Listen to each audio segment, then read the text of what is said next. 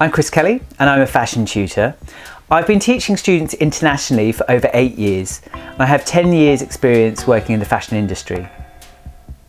I've taught at some of the top universities in the country and I've used that experience to create a course that helps you build a fashion and textiles project. Alongside my career in fashion, I've diversified and worked in many other creative sectors, from prop design, set design, art direction and fashion styling.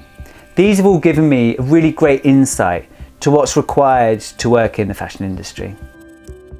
The course is broken down into 6 individual workshops that focus on research, gaining inspiration, research development, how to translate that work, those ideas, and then working through design development until we culminate in a fashion illustration workshop. This course is designed for anyone wanting to embrace a fashion and textile project. You might be applying for a foundation course. You might be a mature student. This course takes you through all of the fundamentals required in building a fashion textiles project.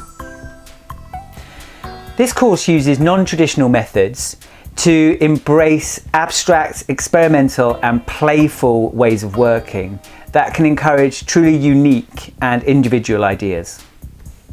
Each workshop will combine to make a successful fashion and textiles project.